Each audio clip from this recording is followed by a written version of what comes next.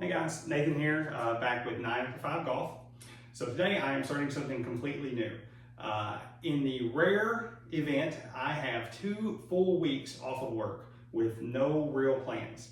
I've already decided in the back of my mind that I was going to do some stuff to work on my game. Typically that would be beat balls. I would go hit balls into the net. I would go to the range. I might play several times.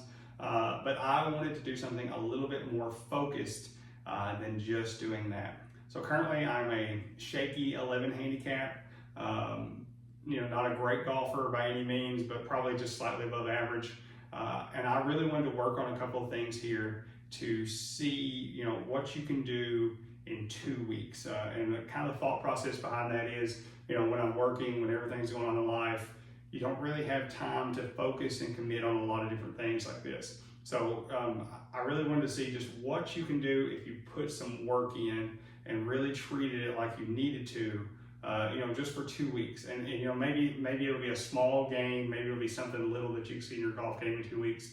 And it might be something as little as, you're not embarrassed to go out and play on a charity golf scramble team with your buddies.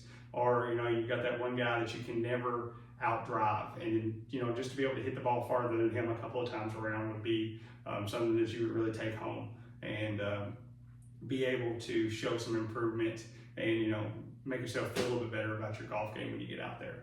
So there's 3 areas that I really want to look at here. The first is fitness. So within that, I've divided it up into 2 separate categories. For fitness, I'm looking at flexibility and I'm looking at strength. So in my life, I have been strong before. I am not as strong now as I used to be. I have never been flexible, but I know that to make a good golf swing, it's a combination of those 2 things. Your best golfers in the world, they work out a lot. A lot of them are pretty strong. I think stronger now than they used to be. Specifically, a lot of science is winning behind that, but I think your Rory McIlroys and guys like that are really kind of strong guys, but at the same time, they are very flexible and able to get their bodies into some crazy positions, and that is something that I've never been able to do. So within this, I've developed 3 tests for flexibility and 3 tests for strength. So at the beginning, everything needs to be measurable for all 3 of the phases that I'm working on. So I will take a baseline test on day 1. I will take the same test on day 14, and we will see exactly how much I have improved in that window. So like I said, 3 flexibility tests, 3 strength tests. To kind of see how much better that you can get. I do have a nice home gym set up here, and I'll show you more of that later when I start showing you those baseline videos. But I'm going to take full advantage of it. I don't have to go to a gym, I don't have to leave my house in order to do this. It's kind of a big thing for me. The next area that I really want to focus on is speed. So clubhead speed, everybody knows one of the big things in golf is to be able to hit the ball farther. It is, I think, pretty proven. Bryson DeChambeau kind of broke the mold and everything. It used to be you drive for a show, putt for dough. I don't think that's true anymore. I think all the best golfers in the world can also hit the ball pretty far, with a few exceptions. So in order to do this, I have bought some overspeed trainers. This is a U set. I got it offline. I think I paid like $50 for it.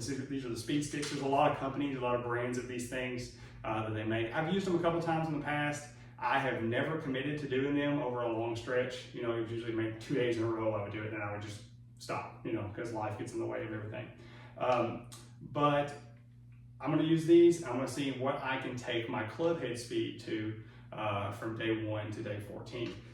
Something else that also will help with that, I do have a MLM2 Pro launch monitor. In a recent update, they did add speed training as part of their thing. So you can use these speed sticks right here. There's actually a speed stick setting inside of this to use. And you don't have to use speed sticks. There's a lot of different ones of these, but this is what I have because it was cheap and it was used, and that's what I'm going to use. So I'm going to use some overspeed training to see what I can do to my clubhead speed. And lastly, thing I want to look at is ball striking. So a couple of weeks ago, I really started working on some of the things with my ball striking, and I was, hitting 200 balls a day, and I wasn't seeing a lot of results. So what I did is I went online and I found a website. It's called Skillist, I think it is.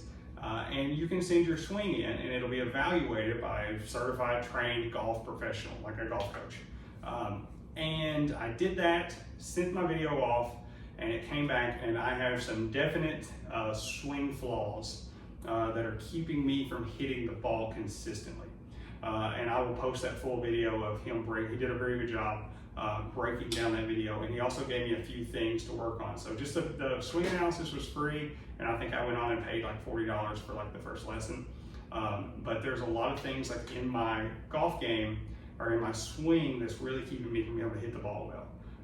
And once he started showing me some things on there, it's really obvious. And then I started looking at people who are good golfers play golf, and my swing is not anywhere close to what they were. So it's actually kind of a miracle that I could hit the ball at all, looking at how I swing the ball. But in order to measure that, so what I'm going to do, I'm going to use my launch monitor. And the good thing about this is it has all the data from every shot that I've ever hit on it. Like, it's stored in here, it doesn't delete.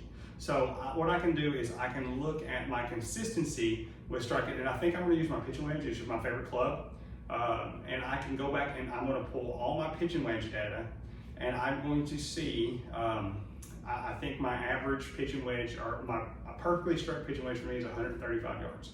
So I can use this to see how many shots out of how many I've ever hit, or a certain number, are within 10 yards plus or minus of that 135 yards. Those will tell me those are good, consistent ball strikes.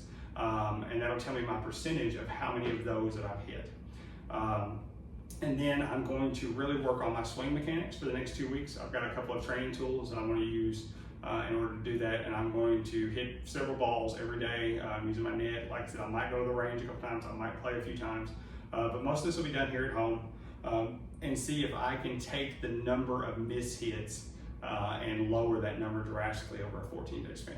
So like I said, 3 areas of my game: fitness, speed, ball striking.